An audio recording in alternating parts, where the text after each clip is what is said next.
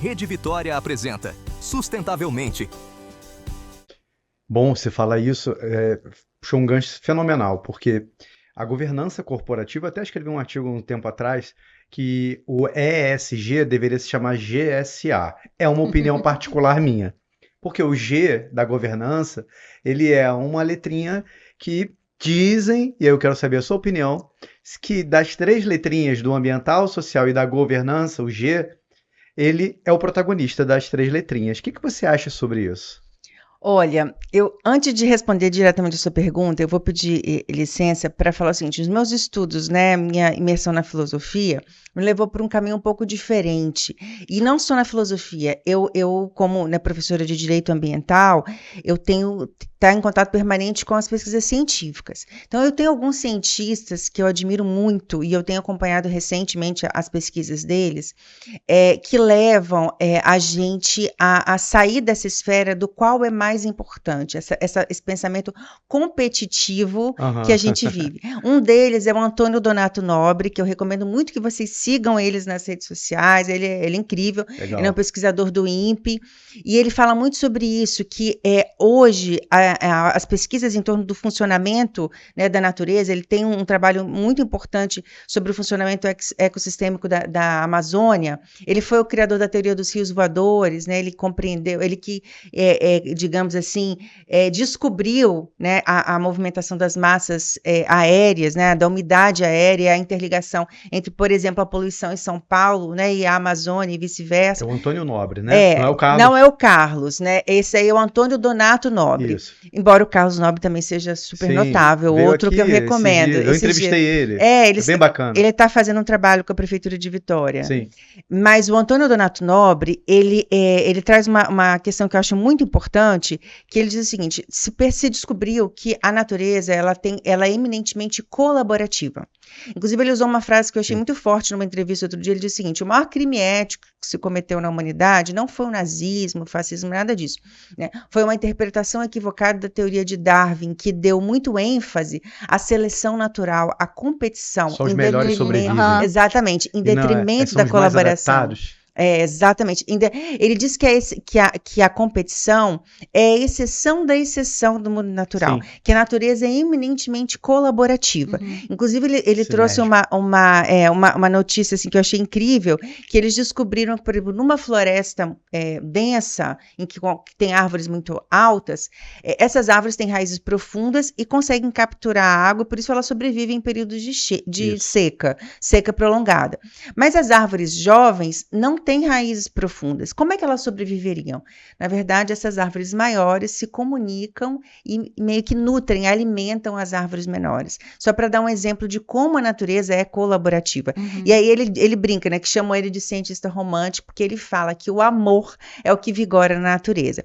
Por isso, hoje, na minha perspectiva, eu não tento mais dizer qual é mais importante, porque eu estou tentando me subtrair dessa nossa lógica comum, que foi a causa da degradação ambiental, da competição. Eu acho que todas as letras são importantes.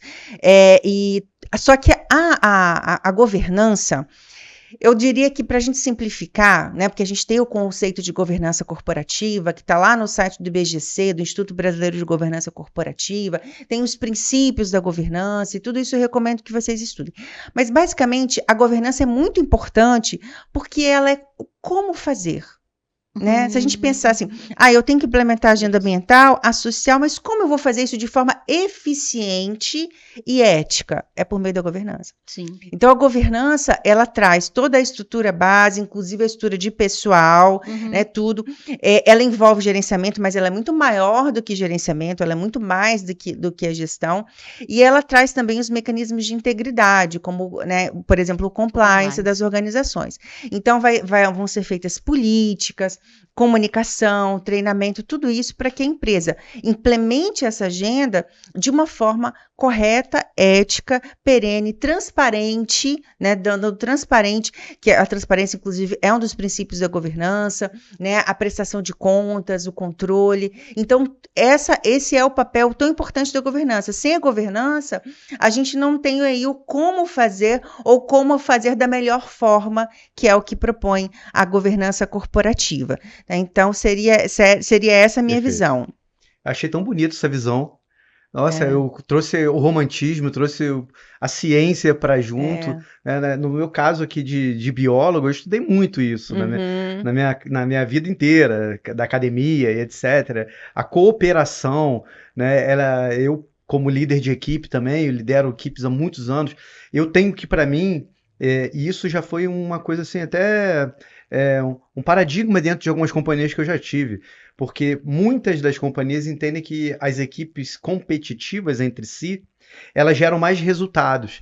E a minha forma de gestão ela é muito mais colaborativa, é mais empática, colaborativa, porque eu acho que isso é que gera os resultados. Bom, é uma forma minha de pensar. E aí depende do que também aquela organização considera como resultado, né? Sim. Se ela considera como resultado a maximização de lucro imediato, pode até funcionar, mas vai funcionar por um determinado tempo. Não se sustenta, né? Porque não se sustenta. Não é sustentável. Não é sustentável. Nós, seres humanos, não aguentamos mais viver dessa forma. Né? Não aguentamos, não conseguimos mais. Tem um livro até que eu recomendo, que é A Era da Integridade. O autor é Fernando, me fugiu agora o sobrenome dele.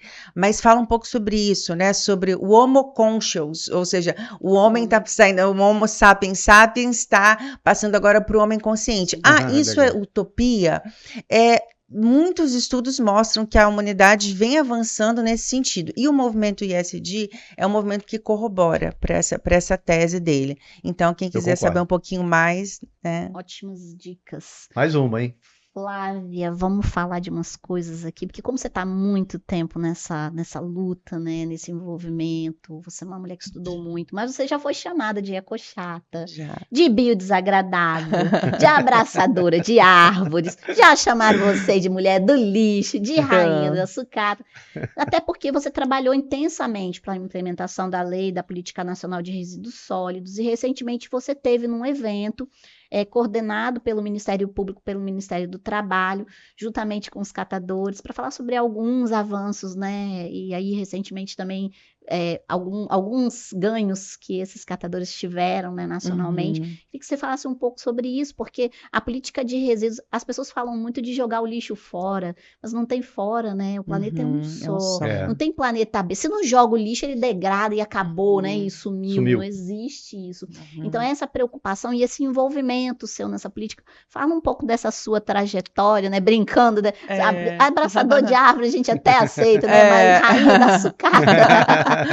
Olha, na época eu até fiquei lisonjeada, porque foi uma oportunidade ímpar que a atuação na Procuradoria me proporcionou, e eu até contei isso lá no evento. A doutora Isabela de Deus Cordeiro é uma promotora fantástica que abraçou essa causa e tem levado, fiquei muito feliz com o convite dela, embora hoje eu não esteja mais trabalhando diretamente com a política de resíduos, mas a gente acabou construindo uma relação de amizade que começou com a gente brigando, né? Começou para ela oficiando o município, cobrando medidas assim muito imediatas, algumas materialmente inviáveis, aí eu respondendo, defendendo o município. Não, quando eu falo isso foi literalmente, porque a gente ainda muito jovem e ainda sobre essa lógica da competição. Então, nossa primeira reunião foi uma reunião de briga.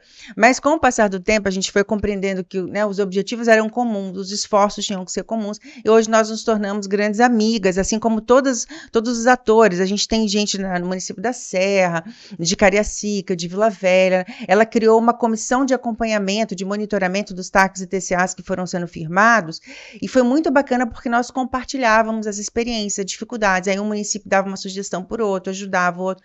Então, nossa experiência foi um benchmarking total. E a nossa experiência foi tão exitosa em comparação, né, com outros estados, que nós até viajamos juntas, acho que foi em 2016, para apresentar isso num congresso internacional lá em Belo Horizonte, assim, né, a experiência do Espírito Santo. Então, nós avançamos, assim, né, o estado capixaba avançou, a gente foi um dos estados que mais teve municípios que elaboraram seus planos integrados de gestão de resíduos, a gente praticamente eliminou a grande maioria dos nossos lixões, né, e Então, a gente teve alguns avanços na política em relação aos catadores, graças ao trabalho do Ministério Público do Trabalho, do Ministério Público, né, Estadual, a doutora Janine também, que fez um trabalho incrível, a gente teve alguns avanços. Então, hoje, a realidade dos catadores, né, no evento passado, eu fiquei muito feliz de ver os números, a qualidade de vida deles, como melhorou, o empoderamento social deles, né? Hoje eles têm orgulho do que fazem, eles têm o reconhecimento. Então, as empresas também têm investido em projetos desse tipo, para que eles se sintam. Eu vejo muito isso, principalmente nos eventos em que eles podem estar expondo as suas atividades com mais orgulho, né? A gente que acompanha o trabalho deles vê que de verdade mudou. E aí tem muita coisa para conquistar ainda, né, muita. Flávia, mas e a gente vê como uma lei, essas horas é que eu fico orgulhosa de ter feito direito, porque como uma lei, ela pode, de fato, transformar a realidade. Sim. É claro que no Brasil, uma lei para produzir efeitos concretos, ela costuma ter um delay de 10 a 15 anos, é o que está acontecendo com a política, mas ela, de fato, produziu alguns efeitos. Agora, a gente tem uma agenda ainda muito grande para avançar. Por quê? Porque por mais que a gente tenha conseguido uma certa inserção social dos catadores, nós tivemos muito pouco trabalho com educação ambiental, comunicação social. Inclusive, eu já quero deixar aqui para vocês um apelo de trazer os catadores aqui para falar, porque não tem ninguém melhor do que eles para fazer educação. Inclusive, isso é estatístico, isso é comprovado cientificamente e empiricamente. Nos locais em que o próprio catador ensina, por exemplo, aos moradores dos prédios a como fazer a separação, você tem uma separação muito melhor, assim, com muito menos rejeito do que nos locais em que isso não é feito. Então, a política, ela tem funcionado nos locais e tem produzido resultados em termos de separação nos locais, primeiro, em que o município investe, em que ele tem coleta porta a porta, ou que ele tem os PEVs, os pontos de entrega voluntária de resíduos, e principalmente quando esse movimento tem o envolvimento direto dos catadores como agentes de educação ambiental, além de fazerem a coleta, a triagem, mas principalmente como agentes de educação ambiental. Eles ensinam. A todos nós ficamos muito mais... É como se eles tivessem um argumento de autoridade para falar. Sim. Eu, por exemplo, como professora, posso ter feito mestrado, doutorado, não interessa. O que eu vou entender de lixo, assim, né, no momento da catação, da separação? Como é que eu vou poder relatar os impactos que um vidro, né, mal, enfim, disposto, descartado, pode causar na minha saúde, ou o resto de alimentos, como isso atrasa os meus dias de trabalho, né, faz com que a gente lucre menos, senão aquele que de fato vivencia isso naquela situação, né? Então, essa sensibilidade também causa uma certa empatia, né, com as pessoas que vão fazer o descarte, porque o trabalho deles depende também da gente dentro de casa, né? De totalmente. Você perceber o quão importante é fazer essa separação, realmente as pessoas estarem envolvidas nessa separação, é o que você está falando, né? Quando vem da autoridade que lida com isso diariamente, faz você entender até na hora de buscar um pacote. Então, poxa, será que esse pacote aqui é um pacote que vai favorecer o meio ambiente? Até para que a gente consiga, através dessas práticas de rejeito de embalagens, eu, por exemplo, sou uma dessas que carrega as minhas sacolas em todos os lugares que eu vou. E aí, outro dia, eu vou à feira e eu tomo meu caldo de cana no meu copo. Ele tem marcação, 500 ml, tá o risco. É só você botar. A mulher coloca no copo de plástico da medida dela para jogar no meu. Então, assim, não, amorzinho, me ajuda, né? Olha, eu trouxe o meu próprio copo, é só você usar a minha marca. Mas é a falta de consciência mesmo, porque aqui é um descarte a mais. Depois você vai jogar esse copo fora. Então, eu penso que é isso aí, né? A gente conseguir falar um pouco mais. Eu e o Felipe já aceitamos, né? A proposta da Flávia. Claro. Vamos trazer o pessoal dos catadores, né? Vamos convidar o Lúcio para vir até aqui. Tem um trabalho também sendo feito na UFES, um professor incrível que apresentou seu trabalho no evento, em que eles estão fazendo todo um trabalho de economia solidária e de conscientização. Eles pegaram uma determinada comunidade, o território do bem, né? E estão fazendo um trabalho de educação ambiental por meio dos catadores e está produzindo resultados incríveis. Agora, isso tudo, gente, em termos de percentuais, ainda impacta muito pouco em termos de, digamos assim, no percentual de resíduo efetivamente reciclado. Sim. Então, a gente precisa ficar mais consciente com isso, porque a política, ela implementou a ideia de responsabilidade responsabilidade compartilhada. Sim. Existe uma parte dessa responsabilidade que a gente não pode jogar para o poder público, não pode jogar para os catadores, que é, né, e que é nossa, de cada indivíduo. Tem uma parte que só nós podemos fazer. Sim. Então, a gente precisa se apropriar, né, desse nosso poder, responsabilidade, porque essa é uma pauta muito importante. Eu fiz um trabalho uma vez, uma pesquisa extensa, 17 anos olhando o jornal com um aluno meu que chama Igor, maravilhoso, olhando os jornais falando sobre descarte de medicamento. Como se descarta medicamento, né? E aí ele olhou 17 anos de jornal, por quê? Porque a cada ano ele não achava nada. Ele não achava nos jornais informações sobre como descartar adequadamente medicamentos. E aí, na época, né, a política ainda estava em vigor, foram 17 anos, né, para consolidar a política de descarte de medicamento, ter legislações específicas, e depois, para a implementação, mais difícil ainda. Hoje a gente já tem farmácias que recebem esses medicamentos. A gente tem o acordo setorial de logística reversa, né, isso que eles têm que implementar. Porque eles precisam receber esse medicamento de volta, porque também tem coisa... Antes desses medicamentos eram descartados até na latrina, na privada. E as pessoas não compreendem que tudo que você joga na privada volta para você. É uma água só. E a Cesante separa a água de fezes. Não tem como descartar químico. Ele não trata quimicamente hormônio. Tá. Então, vamos lá. Se você jogou um medicamento dentro da latrina e é um hormônio, ele vai lá para a Cesante e volta para você, da sua cenoura, quando você for cozinhar. Porque você cozinha com a água a sua de todo mundo, né? Todo mundo. Você toma banho. Que não tem nada a ver com isso. Que não tem nada a ver com isso. Então, aí o meu aluno olhou 17 anos de jornal e achou lá uma meia dúzia de informações. E aí a gente que é pesquisador sabe que a ausência de dado é dado. E aí nós fomos a 2 congressos, um congresso nos Estados Unidos e um congresso na Colômbia, para mostrar os dados dele, né? A falta de informação comunicacional adequada de como fazer o descarte de medicamento e também a falta de preparo para receber esses medicamentos. Hoje já está melhor, mas a gente precisa evoluir. Aí, eu queria falar um pouquinho sobre um movimento, né? Que é você é embaixadora do Instituto Capitalismo Consciente. Eu queria que você falasse um pouquinho do que é o capitalismo consciente, como é o trabalho de um embaixador e como as pessoas também podem aderir a esse movimento. Então, gente, isso parece algo assim muito chique, né? Mas é muito simples. Qualquer um pode entrar no site do Instituto Capitalismo Consciente, conhecer o seu trabalho, estudar, que foi, né, uma entidade que foi constituída a partir o Raj Sisodia, enfim, o CEO da Unilever, vários grandes empresários mundiais se juntaram para fundar esse instituto, que, enfim, tem por objetivo disseminar informações e novos valores nessa onda, né, essa nova onda do capitalismo, que a gente pode dizer, né, um capitalismo responsável.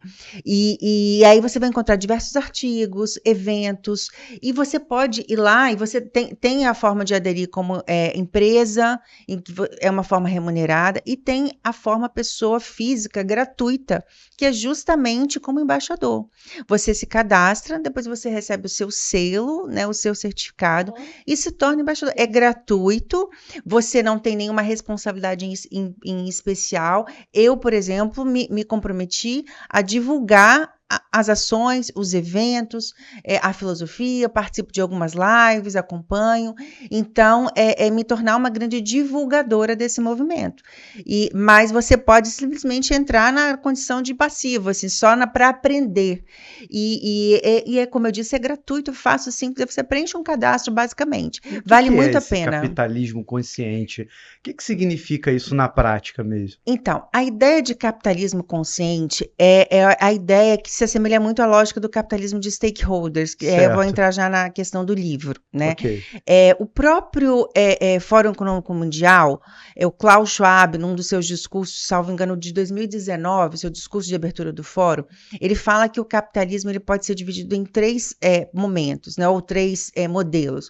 O capitalismo de acionista, que é esse capitalismo que vigorou e ainda vigora em grande maioria no mundo, que é a ideia dos shareholders, em que o foco, o objetivo principal é a maximização do lucro, por si só, a qualquer custo. Nós temos o capitalismo de Estado, que hoje praticamente não vigora em país nenhum do mundo, mas é essa ideia muito associada à ideia do comunismo, né? Mas que que é um capitalismo que se assemelha, tem algumas características como o da China, mas é um capitalismo que também não se sustenta, porque, digamos assim, prescinde da questão da individualidade, que é muito importante. E essa nova fase, que é a fase do chamado capitalismo de stakeholders, que é um capitalismo consciente, que é o capitalismo que se preocupa não só com a maximização do lucro, embora o lucro ainda seja o foco, tá, gente? Capitalismo e lucro andam juntos. Isso a gente não pode ter esse romantismo, né? E precisa prosperar, né? O lucro é sustentável. Agora, para isso, ele não pode destruir o que está no seu entorno. Então, quando a gente fala em capitalismo consciente, é um capitalismo que se preocupa com outros valores e que talvez saia dessa lógica da competição, né? É um capitalismo que entra num sistema ganha-ganha, que para se desenvolver não precisa destruir a natureza, não precisa destruir o outro semelhante. É um capitalismo generativo ou regenerativo, que alguns, né, chamam, ou seja, que ele cresce na medida em que todos crescem. E aí cada empresa, cada ator nesse sistema capitalismo tem a sua função, né, de elevação, de impulsionar esse desenvolvimento coletivo, e não mais o foco somente na maximização do lucro individual para aquela organização. Então ele coloca em pé de igualdade o dinheiro, as pessoas e o meio ambiente? É isso aí, essa mais é a ou ideia. menos isso. Mais ou menos isso. Eu acho assim, a igualdade é algo que muitos dirão que é utópico, né? Certo. Mas ele busca aí essa harmonia, né? Eu nem gosto de chamar de equilíbrio, mas é porque tudo na vida é uma dança das cadeiras, né? Ora um está acima, ora um está abaixo. Então, por exemplo, quando a gente se vê diante de uma grande crise, a Fabi falou que é gestora de crise, você se vê diante de uma grande crise, ou como aconteceu, por exemplo, no Rio Grande do Sul agora recentemente. Nesse momento, a questão ambiental se torna prioridade. Então, né, embora seja necessária a alocação de muito recurso para recuperar a cidade, mas não tem como agora você repensar na reconstrução do Rio Grande do Sul sem priorizar o zoneamento urbano ambiental, as mudanças muito significativas e drásticas terão que ser feitas. Então, bairros sumiram. É por isso que eu gosto de usar a palavra harmonia, porque em alguns momentos uma área vai se sobressair sobre a outra, né? Vai ter, aí não é um equilíbrio perfeito, mas você vai ter a tentativa de equacionar os valores principais da sociedade. Beleza. Muito bom. Flávia, você escreveu um capítulo num livro da Juliana Oliveira, né? O livro, se não me engano, é ESG, o Cisne Verde e o Capitalismo do Stakeholder, não é isso? Isso. E aí, a tríade regenerativa do futuro global. O seu artigo foi o paradigma do ESG na perspectiva do direito e do compliance ambiental. Como é que foi isso? Fala um pouquinho sobre o livro, fala um pouquinho sobre essa obra que você escreveu. Tão legal isso, parece uma coisa muito complexa. Traduz um pouquinho pra gente isso. Então, essa ideia da Juliana foi fantástica, né? A Juliana é uma amiga querida e ela é uma das coordenadoras fundadoras do CWC, né? O Compliance Women Committee, que é uma organização de mulheres que atuam na área de compliance, de integridade no mundo todo. Eu tive a oportunidade de estar num evento de lançamento de fundação do CWC, né, que foi em Floripa, e então é um movimento que eu fui a coordenadora regional por um tempo, agora passei o bastão, acho importante a gente passar o bastão, né? Mas está indo muito bem aqui no estado, o estado do Espírito Santo tem produzido, né, questões muito boas em matéria de compliance, mas então ela teve essa ideia de coordenar essa obra, e aí ela convidou várias autoridades no assunto, e como eu dava aula, sempre dei aula, né, de direito ambiental e mais recentemente de compliance ambiental, ela pediu para eu me, digamos, encarregar dessa parte. E o compliance ambiental, ele é hoje um pilar importante dentro do sistema ESG. Ele atua dentro daquela base compulsória, da base estratégica e muitas vezes da base voluntária das organizações. Então, traduzindo, o que é compliance para as pessoas? O compliance, ele é um sistema que muitas organizações adotam, na verdade todas deveriam adotar, em que há um processo de autorregulação de modo a prevenir os riscos de corrupção, fraudes em geral, que nós chamamos de riscos de integridade. No que diz respeito ao ambiental, é quando esses riscos de integridade, riscos relativos a riscos de corrupção e violação dos valores da organização, e até mesmo a prática de crime, né, porque alguns casos de corrupção vão configurar crime, principalmente a corrupção pública, elas têm uma interface com a gestão ambiental, com os órgãos ambientais. Então, alguém oferece propina para o fiscal do IEMA, para o fiscal do IBAMA, ou quando a gente fala propina é a forma mais clássica, mas a gente tem diversos outros tipos de fraude que podem acontecer, inclusive por omissão, né? Às vezes a gente vê, por exemplo, acontece na prática a figura do chamado revolving door, porta giratória.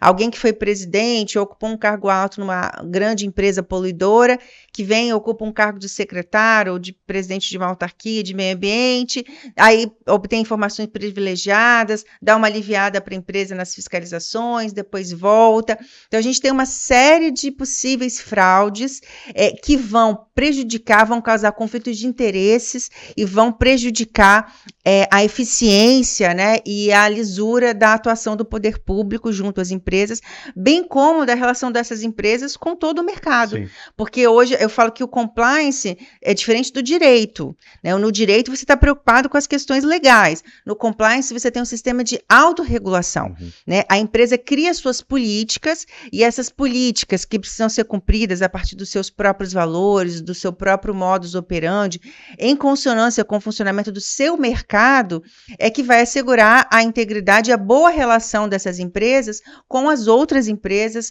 né, com os seus fornecedores e com o mercado no qual ela atua. Além disso, vai se relacionar também com o seu mercado consumidor, né, com a confiança. Nós todos temos as empresas em que a gente confia, os produtos que a gente quer comprar e aqueles que a gente não quer mais, né? Muitos, inclusive, hoje, o mercado de trabalho, um dos grandes desafios da empresa é segurar boa mão de obra qualificada, né? Hoje, um dos maiores problemas do mercado é mão de obra qualificada. Turnover é uma realidade. Exatamente. E um dos maiores problemas dessa galera jovem é que ela não quer trabalhar em empresas que tenham problemas de imagem. Ela quer saber que ela está ali para mudar o mundo, que ela trabalha numa empresa que agrega valor, né? E ela não quer ficar associada a empresas envolvidas em escândalos de corrupção. Então, toda essa sistemática... Acabou a era do meu uniforme, meu orgulho, né? Meu orgulho, não, muito pelo contrário. E nós vivemos situações em que a gente pôde, né? Recentemente eu não me... enfim, não fico preocupada em falar, porque é algo que internamente mesmo eles falam e compartilham a experiência que a Samarco sofreu, né? Eles compartilham e aprenderam muito com esse processo, então é algo a ser louvável. É importante que a gente também fale isso para essa galera jovem, tá? Todo mundo erra, o importante é aprender com os erros. Eu falo isso muito para minha filha, por exemplo, que não perdoa empresas, né? Olha, não é bem assim. Muitas empresas aprendem com seus erros, outras não, mas muitas aprendem e a gente precisa valorizar esse processo de transformação. Então, foi nesse cenário que eu trouxe, dentro do livro, né, as perspectivas do direito, dentro do ESG, aquilo que a nossa legislação, né, a jurisprudência trazem para consagrar os valores, né, da proteção ambiental, né, dos direitos sociais e da governança pública e privada, e do compliance também, a partir de algumas experiências, vivências que a gente, né, teve aí ao longo de mais de 20 anos de atuação nessas áreas. Ótimo. A gente já está caminhando para o fim, passou tão rápido, mas aqui no Sustentavelmente a gente pede sempre para o convidado dar uma dica. Então a gente queria te pedir uma dica de leitura sobre essas temáticas que a gente aqui tratou, né, que a gente levantou. Então dá uma dica aí para os nossos ouvintes de leitura. Olha, é até difícil escolher uma, no momento que, como eu falei, eu tô estudando muito essa questão da ética ambiental, né, da filosofia ambiental, então, enfim, a gente tem alguns livros específicos nessa área, mas tem um livro especificamente que eu estou participando até de um grupo de mulheres que estudam essa obra e que tem muita relação com essa questão dos avanços das pesquisas científicas sobre o funcionamento ecossistêmico. Esse livro se chama Liderança Shakti. Ele foi escrito pelo Raj Sisodia, que é um dos fundadores do movimento Capitalismo Consciente, e pela Nilima Bhatt. E ele traz, a partir de uma perspectiva da filosofia oriental, e também, né, de estudos psicanalíticos. É importante a gente dizer que há um diálogo muito próximo da filosofia, da psicanálise e das teorias e do pensamento oriental, haja vista Confúcio, enfim, a gente tem vários pensadores. Então, um diálogo sobre a perspectiva da liderança a partir do equilíbrio das forças masculinas e femininas.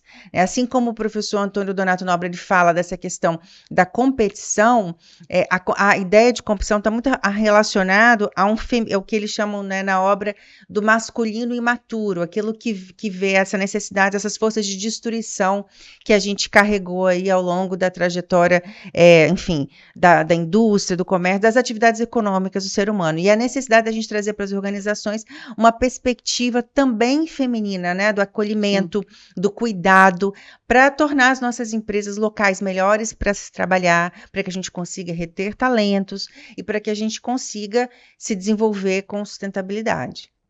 Maravilhoso, muito bom. Flávia, infelizmente a gente está com o tempo esgotado, a gente precisa finalizar. Eu agradeço demais a sua presença, foi sensacional. Você deu uma aula para a gente aqui de diversas coisas que a gente nem imaginava que a gente ia conversar aqui sobre.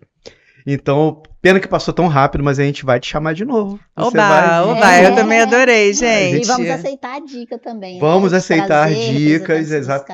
Isso.